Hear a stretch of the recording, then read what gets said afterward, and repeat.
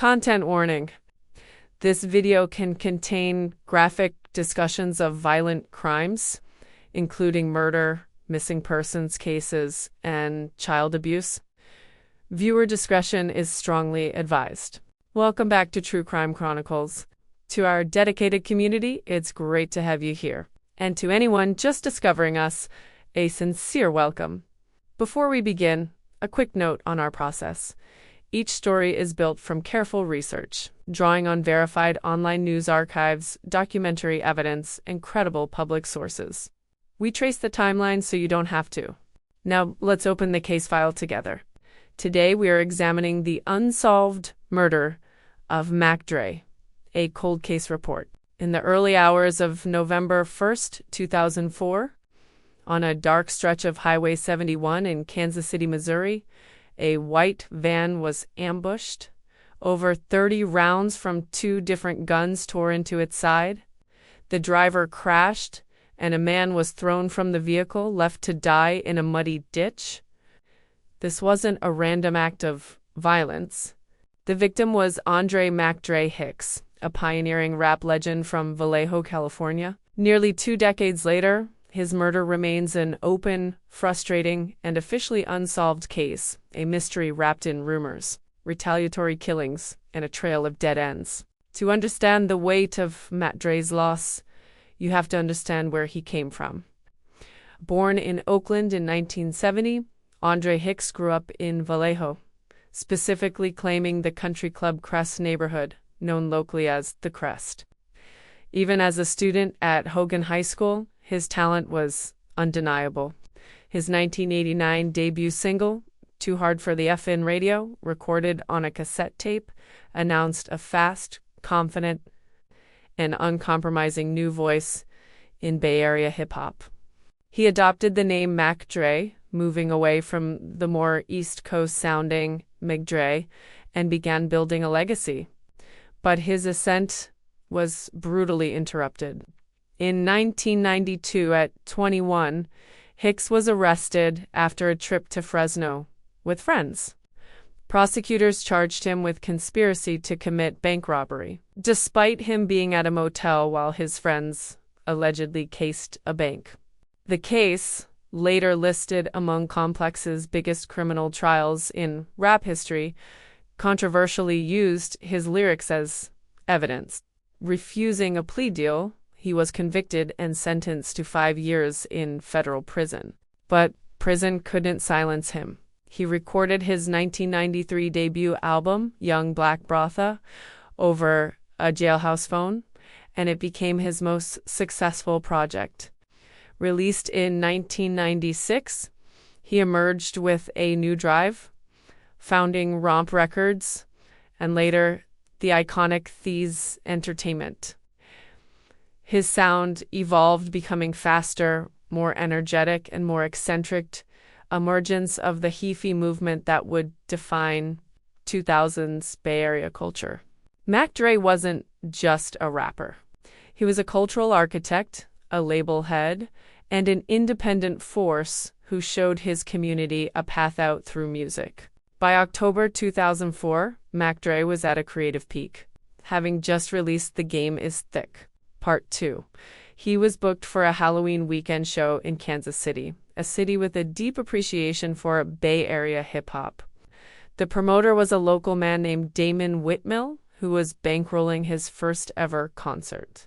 From the start, things were disorganized. Mac Dre missed a radio appearance, showed up late to a record store signing with an entourage of over 20 people, and arrived late to the first concert at the National Guard Armory on October 29th. The show was reportedly shut down early due to overcrowding on stage. Whitmill told police he lost money. Despite this, Mac Dre stayed in town for a second. Smaller VIP Halloween party at the Atlantic Star Club on October 31st, according to multiple accounts, including that of his friend, local figure Savino Davila. Mac Dre showed up late, didn't feel safe, and left after about 30 minutes without performing. Whitmill was reportedly furious. Mac Dre and his driver, Harold Piercy, left for food and were waiting to meet Whitmill for final payment, but the promoter never showed. Just after 2:30 a.m. on November 1st, Piercy drove Mac Dre, who was likely asleep in the back, northbound on Highway 71.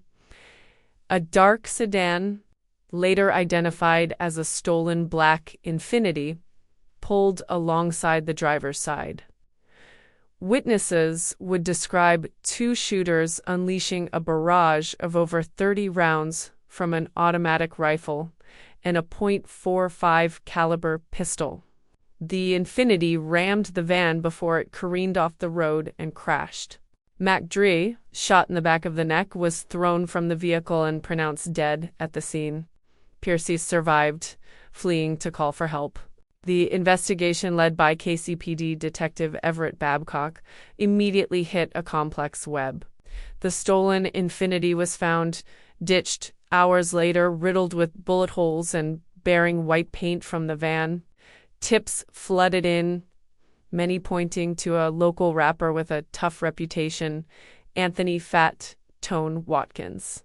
Rumors swirled of an altercation at the Armory show, though witnesses and detectives later doubted this. Fat Tone voluntarily met with police, denied involvement, and even released a song denying the rumors. But in the street court of public opinion, he was already convicted. On May 23, 2005, 7 months after Mac Dre's death, Fat Tone and his friend Jermaine Akins were murdered in Las Vegas in a hail of AK-47 fire. This was widely seen as retaliation. San Francisco rapper Andre Mac Minister Dow was later convicted for these killings and is serving a life sentence. Though he maintains his innocence and his legal team is fighting for a new trial based on a witness recantation. Meanwhile, Detective Babcock's focus shifted. Through jailhouse informants and street tips, a different narrative emerged. The names Calvert Papoose Antwine II and Taryn T. Baby Smith surfaced repeatedly. Multiple sources identified Antwine as the driver of the stolen black Infiniti in the months before the murder. Informants claimed the pair bragged about being paid for the hit. The promoter, Damon Whitmill, became a person of interest. An informant claimed Whitmill had bragged about sending people to kill Mac Dre over the financial loss from the failed shows, and had spread the Fat Tone rumor as a smokescreen. Most compellingly, in 2008,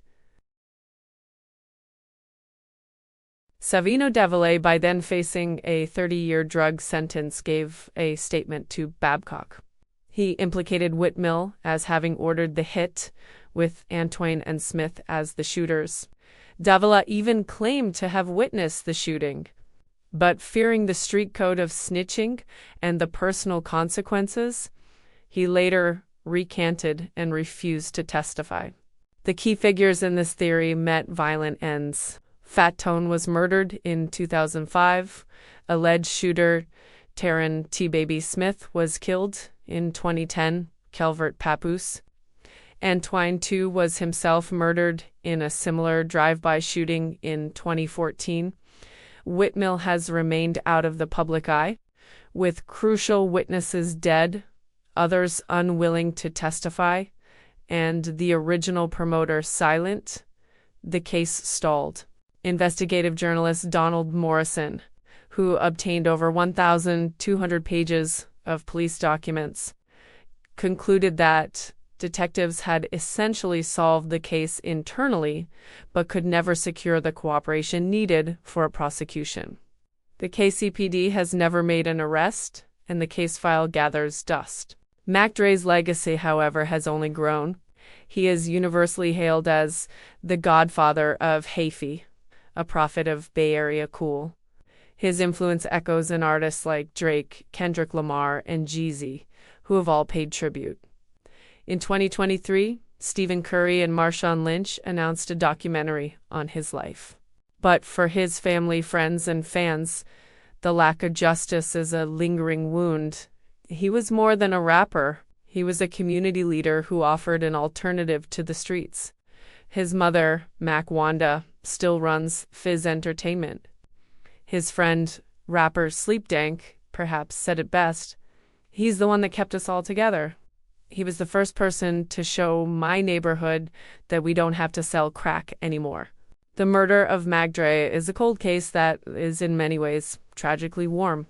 The answers seem to lie in a specific nexus of a botched promotion, street economics, and violent retaliation. Yet with those who might know the truth, either silenced by violence or bound by silence, official closure remains elusive. Andre Mac Dre Hicks gave the world a movement, a sound, and an indelible spirit. But who took his life and why they have never faced justice are questions that still haunt the Bay and the hip-hop world 2 decades later. What are your theories on the Mac Dre case? Share your thoughts respectfully in the comments below. If you have any credible new information, you are urged to contact the Kansas City Police Department. That concludes this chapter of the True Crime Chronicles. The cases we share here are more than just mysteries or crimes. They're real-life events that remind us of the importance of awareness and empathy. If this case resonated with you, please help us grow our community of truth seekers by liking this video, sharing it with someone, and subscribing to the channel for more deep dives. Thank you for watching. Until next time, stay vigilant, stay compassionate, and keep seeking truth.